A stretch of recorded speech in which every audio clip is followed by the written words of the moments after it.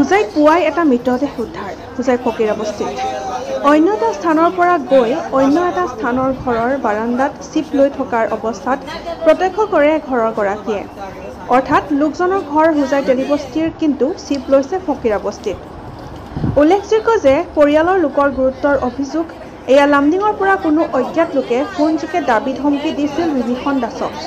পৰিয়ালৰ লোকৰ দাবী ব্যক্তিজনক ঘৰৰ পৰা লামডিঙৰ পৰা অজ্ঞাত লোকে ফোনযোগে দাবী ধমকি দিয়াৰ লোককেইজনে উঠাই আনি হত্যা কৰিছে তেলিবস্তিৰ বাসিন্দা বিভীষণ দাসে লামডিঙত মাটি ক্ৰয় কৰি তাতেই ঘৰ বনোৱাৰ বাবে ভিন্ন ধৰণৰ দাবী ধমকি প্ৰদান কৰি আহিছিল অৱশেষত যোৱা নিশা ঘৰৰ পৰা মাটি নি হত্যা কৰি প্ৰায় ঘৰৰ পৰা 5 কিলোমিটাৰ নিলগৰ ফকীৰা বস্তিৰ নিজান বাসগৃহ এটাত ডিঙিত ৰছী লগাই ওলমাই থোৱাৰ গুৰুতৰ অভিযোগ ঘটনাস্থলীত আৰক্ষীৰ লোক উপস্থিত হৈ মৃতদেহ উদ্ধাৰ কৰি ঘটনাৰ তদন্ত কৰিছে আৰক্ষীয়ে কোনে কৰিছিলে এই আমাৰ ঘৰৰ লগে আপোনাৰ ঘৰৰ লগত লামডিঙত আর হের শ্বশুর আর শাশুড়ি যাই না সেখানে কথা কইছে কথা কই কি ওকে শালার পুতরে ধরিস ও ধরি আমরা আছি নৌকা নৌকা কইছে তারা বুয়ারি সুদ্ধা গেছিল আপোনাৰ কি লাগে যোন মৰিছে আমাৰ নাতি আপোনাৰ নাতি ছেলে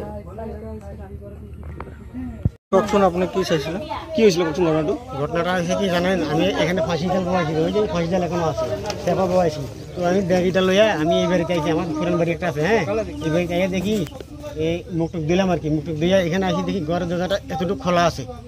এতটুকু খোলা আমি কি ঘরে চোর ঢুকছি নি কোনো রাত্রে আমি তো এখানে আসিলাম না তখন আমি এই দিকে যাইয়া দেখি ঘরে ঢুকলাম দেখি ওর বাবা মানুষ একটা দেখি হ্যাঁ মানুষ দেখি আমি ভয়ে বাইরে চলে গেছি আবার এই দিকে যাই মানুষের কইতে আসি আমি এরকম এরকম আমার ঘরে একটা লাশ বুঝলেন এটা দেখছি আপনি চিনি পায় নাকি মানুহজনক না আমি চিনি না মানুষটারে মানে আপোনাৰ ঘৰত মানে ডেড বডিটো মানে উদ্ধাৰ হৈছে না হয় হ্যাঁ আমি মানুষটা চিনি না আপোনালোকে এইটো ঘৰত কোনো নাথাকে নেকি না আমি এখানে থাকি না আমার ছেলের একটা বিয়ে হয়েছে না রাত্রে আমরা সেখানে থাকি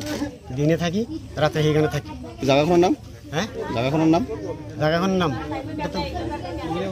ফকিৰা বস্তি ধৰে আমাৰ ঘৰ পুৰান ঘৰতে এটা বোকা বস্তি এটা ফকিৰা বস্তি ধৰে আপোনাৰ নাম নিরঞ্জন দাস মানুহটো চিনাক্ত হৈছে নেকি মানুষটা আমি তো চিনি না মানুহটোৰ নাম কি কিবা গম পাইছে নেকি আপুনি মানুষের নাম আমি জানি না তার মানুষে জানে তার নাম ঘটনাটো আমাৰ গাঁৱত মানে আমাৰ খুৰা লাগে আমাৰ খুৰাৰ ঘৰ হয় তেখেতৰ ঘৰত মানে বিয়া গৈছে কেইদিনমান হৈছে এইকাৰণে মানে সদায় আহে মানে এইকেইদিন বিয়াৰ কাৰণে ঘৰতে নাহে ঘৰত নাহে যে সিহঁতে মানে কালি আহিছিলে সন্ধিয়া টাইমত আহি ঘৰত গ'ল যোৱা পাছত আজি ৰাতিপুৱা মানে পুৱাৰ পৰা আহিছে পুৱাৰ পৰা অহাৰ পাছত ঘৰটোৰ দৰ্জাটো খুলিছে খুলি দেখি আছে যে মানে লাষ্টটো ওলমি আছে পিছত সি ইয়াৰ পৰা ওলাই গৈ গাঁৱত যায় মানুহক কৈছে কোৱাৰ পাছত মানুহবিলাক আহিছে পুলিচক ফোন কৰিছে পুলিচো আহিছে এইটোৱে মানুহটো আপোনালোকৰ গাঁৱৰ মানুহ নহয় না এইটো আমি চিনি নাপাওঁ আমাৰ গাঁৱৰ নহয় আমাৰ গাঁৱৰ হ'লেতো আমি চিনি পালোঁ হয় আমি চিনি নাপাওঁ এই জাগাখনৰ নাম গাঁওখনৰ নাম এইটো ফকীৰা বস্তি না ফকীৰা বস্তি